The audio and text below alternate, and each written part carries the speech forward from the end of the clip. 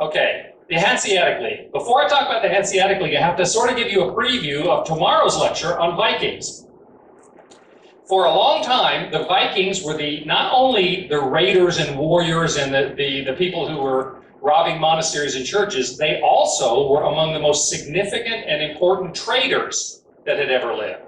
The Vikings, because they were such a seafaring people, they pioneered trade routes all over the Baltic, all over Western Europe, and even over into what we know of as Russia and the parts of Eastern Europe. In fact, a lot of people don't realize that Swedish Vikings, traveling across the Baltic and then down the Dnieper River and the Volga rivers, they settled there and became known as the Rus. Vikings were the Rus. Later on, when they intermarried with Slavic peoples, they became known, because they wanted to differentiate, as Russians. So the Vikings are, you're going to find out tomorrow, the Vikings are responsible for a whole lot more than you realize. So the Russians were an intermixing of the Swedish Vikings and of the Slavic people. Not only that, but when the Vikings first started going there, one of their greatest hobbies was taking slaves and selling them. They did it all over Europe. Well, when they were doing that in that part of what we think of as Ukraine, Russia, Eastern Europe, they would kidnap these residents and take them back elsewhere to the Baltic and elsewhere and sell them. And the word slave is an adaptation of the word Slav, because so many of the slaves were being taken from there by the Vikings and brought back into the Baltic. So there's a lot of history there. And this started around 860. In the 750s, the Vikings started really setting up trade routes throughout, and these are Viking trade routes, throughout all of the Baltic. We're right there right now, I think. So up to St. Petersburg and then down the rivers. They were the kind of sailors that the world had never seen. They were able to navigate across open waters, all sorts of things. Again, we'll get into details tomorrow. But they were the ones that really established this kind of trade. They went all the way down, by going down the Volga and Dnieper rivers, they got into the Black Sea, into the Caspian Sea. They got to Istanbul, what we know as Istanbul, which at the time was Constantinople, and they traded there. They made it all the way to Baghdad. We have evidence, archaeological evidence in Baghdad of a significant presence at one time, and they then were trading with the various countries, especially China, on the Silk Roads. So the Vikings were extraordinary traders in all of that. They primarily brought from Scandinavia, where they came from, furs, slaves I mentioned, animal skins, tusks, and they traded that for silks and spices and other things. The Vikings were also great, in addition to being great traders, they were great settlers. They settled a number of major cities. The city of York in England was a Viking-planted city. In Ireland, virtually all of the major cities of the Republic of Ireland today, Limerick, Cork, Wexford, Waterford, Dublin itself, all were Viking trading posts. They established many of the, especially like Visby, the island of Gotland. Visby is the capital of that. Anytime you've got a by at the end of a name, anywhere in Europe, Visby, Grimsby, Thorsby, that's a Viking name. By is an indication of it having been Viking in its origin. In fact, they have found more English coins on the island of Gotland than they found in England from the Viking age, because the Vikings were doing so much trading and they valued the metals. They usually would take coins from other countries. They didn't care about the coins, but they'd hack them up for the silver or the gold. They called it hack silver. And so we have evidence that they were extraordinary in terms of their traveling, of their trading, and of their settling in various places. Now, they continued to do this until the 11th or 12th century, depending upon which historian you ask. A lot of people say that the Viking Age ended in 1066 when William of Normandy crossed the English Channel and conquered England and became William the Conqueror. He actually had been known as William the Bastard before that, but when he defeated the English army, they called him William the Conqueror. Okay, and he was a Viking, or at least he was a fifth-generation descendant of Vikings. He came from Normandy. Normandy means land of the Northmen. It had been settled by Vikings, and so he was a fifth-generation descendant of Viking people. There's a lot of other involvement. I've got about 12 other lectures that if you want to hear them at 1 o'clock in the morning, that's probably when we could fit them in. But we'll talk, that I talk about England and the Viking rulers. There were 3 generations of Nordic rulers in England. But when you get William the Conqueror comes across, a lot of people believe that that was about the time that the Vikings had finally settled down. They had stopped raiding and robbing, and they had started planting their own crops and growing their own animals, and that part of it was because of the influence of having Viking kings or Norse kings on the throne of England. But they settled down around that time. Some historians say it didn't really end until the 12th century, the next century after that. But when the Viking age ended and they stopped doing quite as much traveling and they settled down some, there were all these trade routes that were left open. It's also true there was a problem because eventually, as all of this trade was going on, the Vikings, who had traded a lot in things like skins and tusks and that kind of thing, when they started trying to trade grain or iron ore or fabrics, large amounts of fabric, their ships weren't big enough and couldn't hold it. Even though they had a ship called a canard, which was their big trading and immigration vessel, they could hold up to 35 tons. They really couldn't compete when they got to the point where the trade involved very heavy or very bulky kinds of items.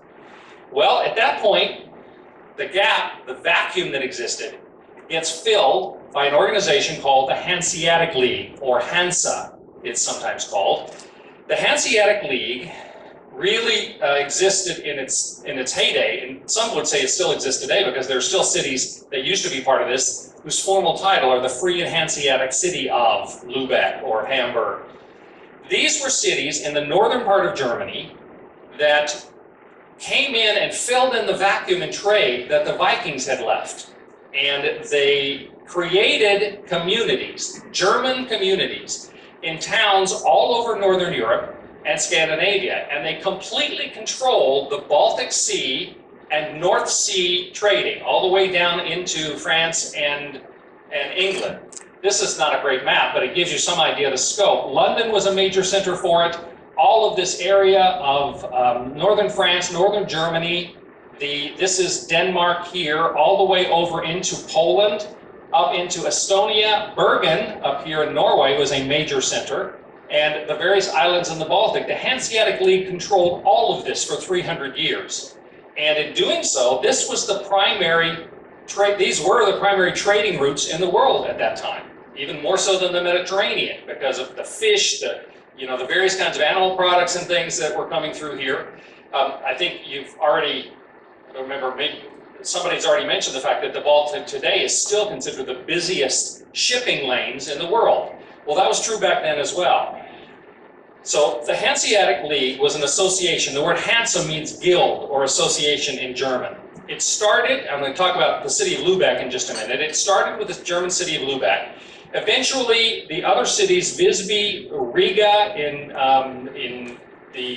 which is here, the city of what we know as Tallinn, some of these names have changed. In Estonia, Gdansk, which we're going to be there tomorrow, was the largest city in the Hanseatic League. The cities of Cologne, all of these cities became part of the Hanseatic League. At its height, there were more than 100 cities that were part of this league, and it was a non-official, non-governmental. There was not one government that sponsored it. These were business people, businessmen, sorry ladies, but that was the case back then, who were German, and they would come into these various cities and plant their own community.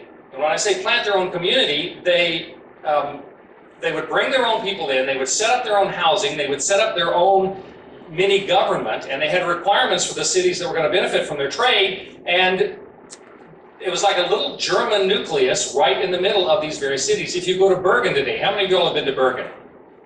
Okay, it's a wonderful city. Right in the middle of Bergen, one of the biggest tourist attractions is an area called Bryggen. And Bryggen are the wooden houses that used to be part of the Hanseatic League in Bergen, because it was one of the 4 major cities of the Hanseatic League. The people who lived there all spoke German.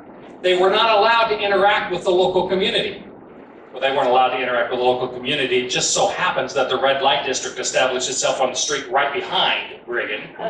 But so the They obeyed the law of the city of Lubeck in Germany. They did not obey the local laws. They didn't pay local taxes. They got all sorts of financial benefits. It was an extraordinary thing. The Hanseatic League started out, first and foremost, to fight against the pirates. Various people who were robbing them, and for that matter, there were still some Vikings who were trying to be pirates. And so they were fighting against pirates, against robbers. They created their own military force. And then, once they had pretty much established that as a protective force, they then started working on getting beneficial trade agreements with the various countries that they wanted to work in. Now, in our time, if you say monopoly, that sounds like a bad thing, because there are, we have trade laws that will not allow you to have a monopoly. They'll break you up, if you're Ma Bell or whatever, because you can't do that. Well, back then, that was considered good business. And so the Hanseatic League, as many places as possible, they created monopolies. They would get governments to give them special privileges for trading, that they were the only traders that could work in certain cities. The city of London, Henry II gave them exclusive rights to trade in London, not to pay any tariffs.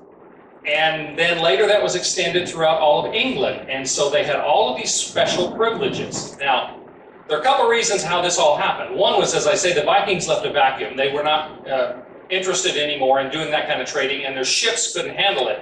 Whereas the Hanseatic League came along, and they had these ships called cogs.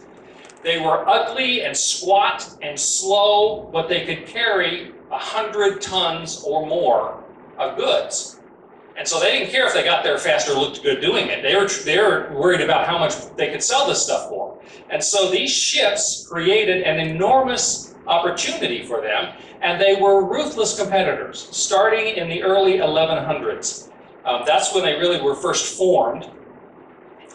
One of the other things that they learned when they started getting quite wealthy, they would make loans to noblemen. Noblemen always want to build bigger castles. Kings always, the Count of blah blah has got a giant new palace with a garden. I want one bigger than that. Well, frequently, they didn't have money for it. Well, the Hanseatic League, they were businessmen, and they always had money available. And so they would loan it to these various noblemen, or especially monarchs, in exchange for special trading privileges, which made them richer yet. And if ever anybody tried to violate their business interests, they were very quick to step on their necks. There was a nobleman in Norway who's, I guess, still thought he was a Viking, and he started raiding some of the shipping of the Hanseatic League. Well, the Hanseatic League had their own ships and their own soldiers. So they went and blockaded every port in Norway until the king of Norway finally had to concede that wouldn't happen again. He would make sure none of the noblemen did that. The king of Norway had to pay massive concessions, financial concessions, to the Hanseatic League, and he had to give them the city of Bergen. That's why Bergen became one of the top 4 centers, was because that was the revenge that the Hanseatic League had taken for them. Now, the importance of all this, to a great extent, is that over 4 centuries, the Hanseatic League had its own military, its own system of exchange. In other words, their own exchange rate. They spoke their own language, which was Low Middle German. They regulated their own tariffs. They even had their own parliament. It was called the Diet of Hansa. It met infrequently. It was not a regular meeting of it, but it would, whenever they felt they needed to, they would send representatives, usually met in Lubeck, which was sort of the capital of the Hanseatic League. And they would maintain peace, they would expand their trade, they would cooperate with one another. And in doing all of that, they became the forerunner for much of what we assume today in terms of trade unions, sort of world trade opportunities. The European Union is in many ways a direct descendant of the kind of thing that was established by the Hanseatic League. The idea of getting together for business interests, supporting one another, encouraging one another, sharing profits, that kind of thing, is very much something that we get from the Hanseatic League.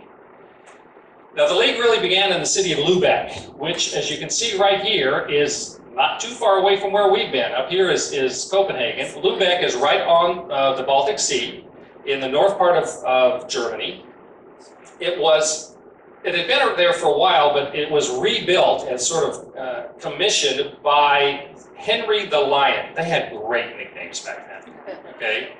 Well, the great nicknames, some of them were really strong, you know, like the Vikings especially.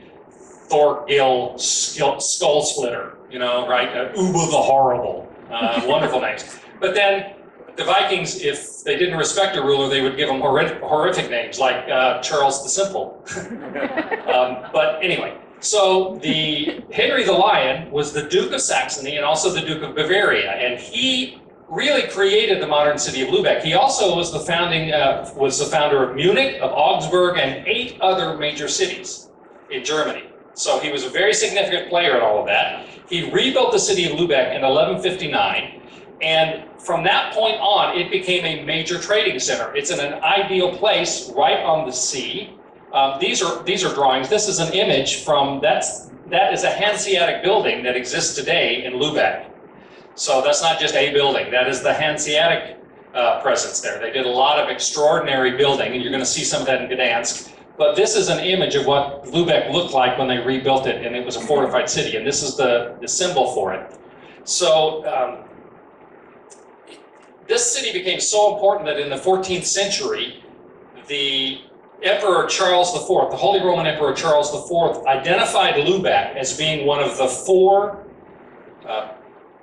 one of the 5 glories of the empire. The 5 most important cities he felt in the empire were Rome, Venice, Pisa, Florence, and Lubeck, Germany. That's how important it was. It was called the Queen of the Hanseatic League during that time. So it was a very, very significant place, and it grew more and more by simply trading and being a place where a lot of money was coming through. These are some of the cities, and I know you can't see that from back there unless you want to scoot forward. This is Copenhagen. It was a major city. Bergen was a major city up here in Norway, but we're going to go to Gdansk. It used to be called Danzig. If you see Danzig, that's the old name for Gdansk. As I mentioned to you, Tallinn, which used to be called Reval, up in Estonia, Stockholm, Riga, all of these were trading cities. And the reason why these could be seafaring trading cities is because of the rivers that go down through there. They would be cities planted on rivers. The 4 most important of the cities were the 4 concours, they were called, which were the major trading posts. They were London, Bergen, Lubeck, which is right there, and Novgorod, over, as we're getting over toward Russia. Those were sort of the 4 corners, because they felt like those were the most important because they kind of encapsulated the whole of the Baltic region so that they could control the trade. Every other city, now all of these cities obeyed the law of Lubeck. The city of Lubeck, the Hanseatic League in Lubeck, had a right to review any legal finding by any of the other trading posts of the Hanseatic League. No Hanseatic member could declare war against another member city, either physical war or financial war, without getting approval by the contour that they reported to. So there was a hierarchy, the 4 at the top, and then others reported to them. They controlled pretty much everything that happened in these cities. All of the traffic in goods, all of the merchant activities, all of it was handled through these major cities. And as I say, they had special trading privileges throughout Denmark. They had special trading privileges, all the Scandinavian countries. They controlled trade in Northern Europe, Poland and Germany, in London, and from London they got permission to without paying tariffs, to do trade in markets all over England as well. One of the ways they did that was they had their own army and their own navy. These are images of the various kinds of weaponry. These are the various ships they had. Their ships were all armored, or armed rather. They weren't armored, they were armed. They had cannon. And if anybody gave them any trouble, if any pirates gave them any trouble, they had the ability to deal with them. If any governments gave them any trouble, they had the ability to deal with them. In fact, there was a case in 1367, the government of Denmark got uppity as far as the Hanseatic League was concerned. And so the various trading cities, and this is from Holland to Finland, the Hanseatic League, they all got together in the Diet, the parliament of the Hanseatic League, and they wrote a document that said, among other things, because of the many wrongs and injuries that the kings of Denmark and Norway have done, they were combined, Denmark and Norway at that point, have done and are doing to the rank and file of merchants, we declare ourselves their enemies and bind ourselves to help one another. They declared war against Denmark, Norway, and they won. They forced major concessions from the king, Valdemar, at that point. The war lasted from 1368 to 1370, and they ended up receiving a promise that they would get 15% of all of the financial profits of any business being done by the governments of Denmark, Norway. So they not only had the right to do trade, but they're receiving tax payments because they were such a significant power at that point. Now, to become one of these cities here, there were several characteristics. You had to be independent, meaning that in those days, a lot of cities were like city-states. They were independent, or else they were part of the Holy Roman Empire, but they were not under a local country's government. So they had to be independent either before or became independent because they joined the Hanseatic League. They had to be in a strategic location for trade. They had to be German or be willing to accept a German presence. They had to be agree to have a representative come to the parliament or diets that they had, and they also had to pay all the dues that came along. So all of these cities together were working and creating what amounted to an empire. And they were defending it when necessary. This is one of the Hanseatic cities that they fortified. Usually they were a fairly small presence, an enclave, if you will, inside the cities. But there were sometimes, like Gdansk became a major center, the largest of the cities, and it had a very large presence. This gives you an idea what the trading, these were the major routes. I mean, from London over to Bruges. Bruges was a major center as well. Up through Hamburg to Lübeck, Danzig, or what's now Gdansk, and all the way up to Novgorod. They had major shipping centers. These funny-looking those are cranes that they would use to lift product up onto the ships, because again, they're carrying tons and tons. They literally, there's an ox in there, and the ox would tread on this wheel, and that would allow them to lift very heavy weights and then swing them over onto the ships. And that's how they loaded and unloaded those things. But this gives you some idea of some of the seals of the many cities that were part of the Hanseatic League, and again, their symbol. So they, over the period of time, whereas they had started out dealing only in sort of natural products like animal skins, furs, they ended up dealing in timber, flax, honey, wheat, rye. In fact, Gdansk became so powerful because they were a major grain producer, and shipping the grain out of Gdansk, or Danzig in those days, ended up being one of the most profitable aspects of their work. Also, metal ore, copper and iron, herring from Sweden. You had herring today, right? Did everybody try the herring? Yep. My wife is Danish, or at least half Danish, and so she'd make this trip just to eat the herring, I think. But yeah, you either like it or you don't. These are all buildings that were built by the Hanseatic League. Now this you may see in Gdansk tomorrow, depending on where we come into the harbor. This is another kind of crane that was used to load ships. It's right on the water. The ships would come up here and they would be able to load it from there. Various kinds of extraordinary fortifications. They were always prepared to fight if they had to in the enclaves that they had. Now, for the most part, these are cities around the Baltic, but they also had some cities in Ireland, in Iceland, in Spain, other places that became part of this network as well. And again, they had 4 major cities: London, Bruges, Bergen, and Novgorod, and then especially Lübeck was kind of the capital of the whole thing.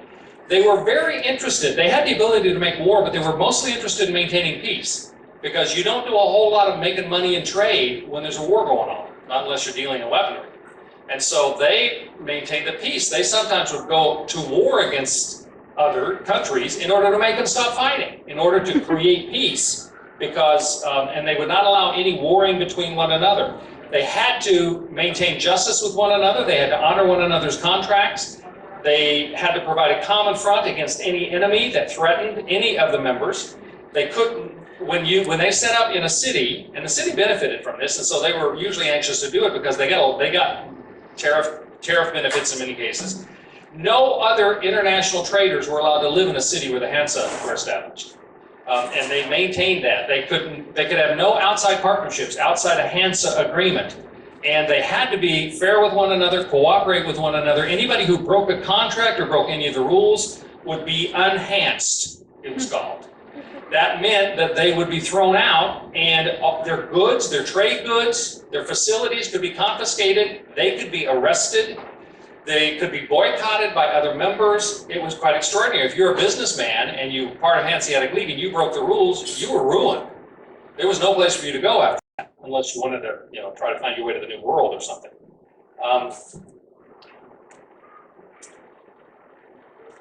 The Hanseatic League continued, as I said, for about 300 years. Eventually, they ran into a couple of major problems, the reason it fell apart.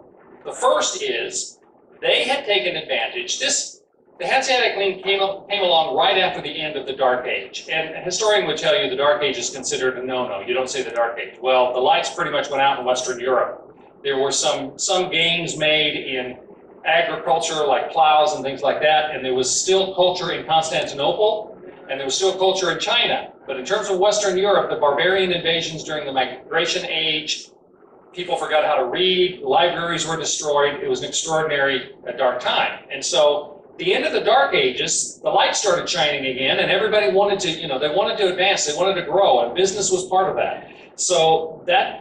But one of the reasons the Hanseatic League worked is because they got very organized, and the rest of Western Europe was not organized at all. But eventually, when we get into the 15th century, 15th, 16th century, the Western Europe started getting organized. Various countries started joining with one another, uniting in various causes. They, for instance, Bruges, Antwerp, and Holland all became part of the Duchy of Burgundy. The Dutch got their act together, and the Dutch were as aggressive as the Hanseatic League had been. They started doing shipbuilding aggressively, and the Hanseatic League were the only ones that really had maritime marketing or trading ships. Well, the Dutch got involved in that business, and when they did, they started offering discounted rates for carrying freight from one port to another, less than the Hanseatic League could compete with. So they started just sailing their ships to Gdansk, to Danzig, and saying, hey, we will give you, for half of what you're paying the Hanseatic League, we'll take your grain out and sell it for you. They got very aggressive in taking over some of the other areas that the Dutch did, and then later on the English, the Polish, a combination of the Danish, Swedes, and Norwegians. Even the Ottoman Empire finally got their business together enough to begin to compete with the Hanseatic League. The very fact that several countries were united, Lithuania and Poland in 1386 became one country. I mentioned Denmark, Sweden, and Norway. They were always sort of, 3, 2, 1, 2, 3, but they joined together in 1397. Ivan III of Moscow finally forbade Hanseatic trading, and so the city of Novgorod, one of the major centers, was closed. It got Elizabeth I threw the Hanseatic League out of London. And so one by one, the other countries started taking control and getting organized and shutting down the Hanseatic League. It became more and more difficult for the Hanseatic League members to coordinate and cooperate. They started losing membership. And then sort of the final death knell in the 16th century, the 1500s, the Protestant Reformation came along. When we talk about the 100 Years' War, you're going to find out that, the 30 Years' War, the 100 Years' War was further south. 30 Years' War, it's happening right in here, okay, right where the major Hanseatic League cities were. And the Protestant Reformation just messed everything up there. You also, and this sort of shows it, there had been various land routes, and because the Hanseatic League had been almost entirely oriented toward shipping for a long time, as these land routes opened up, it gave more opportunity for other countries to take advantage of that, to travel overland and ship things overland. And so slowly, the difficulties in Germany, history, the historic problems of the Protestant Reformation and whatnot, and just the competition got too harsh. And they eventually, one by one, dropped off. The last diet or a gathering that they had was in the 1660s, 1669, and only three members attended. Whereas once they had over 100 member cities. It finally officially died in 1882, not for another 200 years, but there are still cities like Lubeck, Hamburg, Bremen still call themselves officially a free and Hanseatic city. And there are other cities. There's a major soccer team in Germany, which is called the Hansa.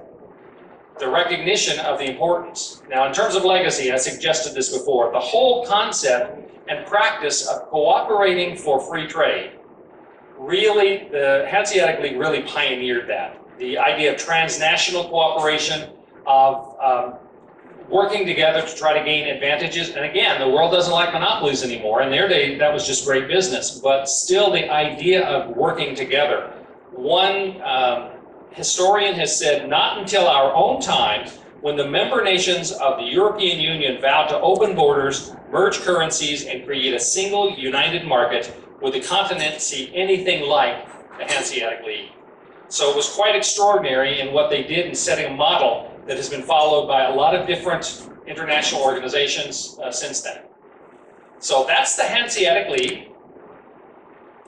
This is some of the other major cities that developed that were not Hanseatic as major trading centers, and some of the other traffic, and again, the competition. The red dots up here were the Hanseatic League cities, but you'll see the other major areas down in the south and the Mediterranean became much more competitive as well. I'll explain that in a minute, but first, any questions? Sorry, yes? So what was the typical time frame for a trading trip? So you're in one city and you're sending a ship loaded to trade and come back. What's the time lapse? So what's the time lapse? It entirely is dependent upon how far you're going. Months, years? Well, it wouldn't be months because they were slower than the Vikings. The Vikings could travel great distances in a couple of weeks. But if you're going from London to Novgorod, for instance, which is kind of from one end of it to the other, you probably would not have made that in one trip. Because you had all these other cities, and some of them like Visby on Gotland, the island that's north of us now, in the Baltic, that was a major trans-shipping center. People would bring things there, and ships in those days, they didn't filter their own water, or a lot of the things that we take for granted now, but they had to get water, they had to get supplies, and so they would bring them there, and they had warehouses where they would store those things because they're all cooperating in the Hanseatic League, and then they would be shipped on from there. So it's very rare that they would do long distance kinds of things because you've got so many of these cities, and there's so much demand for the kind of products that they're dealing with. But it's a matter, probably, if you were sailing straight through back then, it still wouldn't be a matter of more than 2 to 3 weeks through the Baltic. But again, there would be a lot of breaking up of the various shipping of goods. Other questions? Yes? Was there a predominant currency that they used? They used the German mark at that time because everything that they did, they had their own exchange rate, they had their own currency that they were using, but they were German, and so they used a basic German currency, just like they used the same language. You had to be able to speak in Low Middle German in order to be able to cooperate with it. And so they had their own exchange process. In effect, they ran their own banking system. And so whatever else they might be receiving, and they dealt less in cash than they did in goods. And so it didn't make that much of an issue for them. Yes? So how did they allow other countries to start getting organized without doing a blockade or something? Right. Well, they got weaker over time. Again, they had taken advantage of the lack of organization in these countries, the lack of cooperation. Because when I talk about the 30 Years' War, I'll show you a map. We think of looking at a map of Germany now, of Western Europe, not of Germany, but of Western Europe, and thinking in terms of there being, 10 countries. There were dozens back then, little principalities and duchies, etc. And it had been so fragmented for a long time that none of them individually had enough power to challenge the Hanseatic League, and they weren't cooperating enough to do so until finally, like Poland and Lithuania joined together. The 3 primary Scandinavian countries we think of, 2 of the 3, Norway, Sweden, and Denmark, joined together. England grew as a sea power. We all know, Hail Britannia, Britannia rules the waves. Well, that started to come into play, and so they had the power to challenge it. The Dutch shipping industry grew. So all of these pieces just sort of chiseled away, at the monopolies, at the power that the Hanseatic League, and yeah, they fought it. It didn't happen overnight. It was a very slow process where they began to, but as there were more challengers and more opportunities even for some of these countries and cities to make better money somewhere else, then the membership dwindled. They stopped wanting to be members, and so you got fewer and fewer people. That was the case with Gdansk. When the Dutch come along and say, hey, we can make a lot more money for you if you'll use our ships instead of using the Hansa ships, then all of a sudden, Danzig wasn't that thrilled about being a member of the Hanseatic League anymore. So it's a slow process of just sort of chiseling away at it. Yes? How strong was the presence of Russia and Hanseatic League relative to Germany? How strong was the what? I'm sorry? The presence of Russia in the Hanseatic League relative to Germany. Well, Russia did not exist in the same way then. Novgorod as a city up there, Finland, parts of Russia, but we're not talking about peasantry. We're talking about business people here. In every case, we're talking about the nobility or those who are the sort of middle class, the mercantile class. So it didn't affect the peasantry as much, and there were only limited cities in what we would think of as like Novgorod and some of the others. Kiev was involved in it, but of course that's the Ukraine. It has been part of Russia at one time. So it just sort of edged on that because it didn't get too far away from the Baltic Sea. Novgorod and the places around. I mentioned the Vikings is getting down into Russia, but the Hanseatic League did not get very far down into Russia in that regard. Okay? Someone else? Yes, go ahead. Sorry, just flipped my head. I'll think of it again. Okay, good. Any other questions? Yes? On the question I was asking earlier, do you think that had an effect on Russia's isolation from the rest of Europe? Did that have an effect on Russia's isolation from the rest of Europe? I don't know. I really don't. I mean, I'd have to look at the historical situation because they were not involved in this. They had other trading. See, Russia's focus had always been more south, from the Black Sea, the Caspian Sea, down to the Middle East to areas there, and then into the Mediterranean. So through the Black Sea, their process has always been much more shipping into the Mediterranean. And Russia was not, for a lot of this time, was not a major power in that regard. They came along later. We failed to remember that the Russian Empire as an empire isn't that old, and the German, in terms of the German Empire, it's one of the youngest ones in Europe, leading up to the First World War. So a lot of the things that, as I say, we think the major powers, Russia, Germany, etc., and then these little countries, what the Prime Minister of Russia once talked about the Central Asian countries as being these little countries far away about whom we know nothing. Well, that was today when we think about Denmark and Norway and Sweden and these kind of countries, they were and the Dutch, they were extraordinary power. The first world empire. Who knows who was responsible for the first empire in the world? Romans? What's that? Romans? No. Portugal. When I'm talking about world empire, I should say global empire. Portugal. Portugal had properties all over the world, and we don't think about those things anymore. We think, oh, these are cute little countries. We enjoyed our visit there. Portugal, Denmark, the Netherlands, these were major world powers in their day.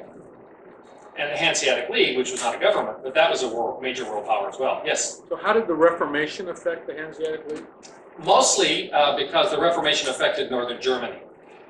Germany was the site, and talk about that in the 30 Years' War, because it started as a conflict between Catholic and Protestant. People are always saying, well, most of the wars in history have been caused by religion. Sorry, but that's not true historically. Very few, relatively speaking. Now, sometimes we've used the excuse. One of the very few wars that did start as a religious conflict was the 30 Years' War, but it very quickly changed from being that to being a political conflict. But the Protestant Reformation created war and conflict all over Northern Europe because the Holy Roman Emperor, who was Catholic, he was appointed by the Pope, he controlled, if you made let me back up here. If you make a circle, find a better one. If the Holy Roman Empire pretty much was this, okay? Well, that's where Protestantism, Martin Luther was German. right? He started the Protestant Reformation. The Low Countries of the Netherlands, okay, were major reform, that is, from the theology of John Calvin. So the various Protestant faiths grew in power and strength and numbers in exactly the center of the Holy Roman Empire. And so you've got the Holy Roman Emperor, who's Catholic, at the behest of the Pope, and with the support of the Habsburgs, Austro-Hungary, and Spain, who are also Catholic, fighting against all these new Protestant groups in the Netherlands, in northern Germany, etc. And the battleground for all of that was Germany. And so that created a horrendous conflict. In fact, it's considered, the 30 Years' War is considered perhaps the most for what it was. I mean, we had more fatalities in the two world wars. But in terms of destruction, there are large areas of Germany that lost more than 50% of the population in the 30 Years' War. And that war started as a conflict over Protestant and Catholic. So it was a huge and devastating thing. And business did not go on as usual. It was either they were killed in war or they were starved, because they destroyed so much it was a horrendous war. So come back and I'll tell you about that later. So that's why that became a major issue, is that nothing continued the way it was before that period of time. And that's in the early 1600s. And the build up to it, to the 30 Years' War, was in the last half of the 1500s, after the time of the Protestant Reformation, and then the Counter-Reformation, and then the early 1600s, 1618 to 1648 is the 30 Years' War. He's just answering. Okay, one more question and then we're done. Yes? Well, I heard you said that double entry accounting was one of the reasons that the Medici were able to do so well in Florence, because it gave them the confidence. Right. Traded with the confidence to know that they were being treated fairly. I'm just wondering how such an enormous empire could be accounted for. How did they run it? Yeah. I don't have the specifics, but it makes sense. I mean, they were very well organized. And nobody's ever accused the Germans of not being organized, okay? And so they were very well organized in a way that nobody else was. And so I don't know the accounting methods, but part of it was that the people who were committed is you're going to be fair, or the consequences are going to be pretty horrific for you. Okay, I've gone long, I think. Okay, we have the captain. The captain is coming. Captain is coming. I'm sorry about this. That's all right. Thank you all very much. Tomorrow at 5 o'clock, Vikings. Thank you, Ross. Thank you. And I'm sorry.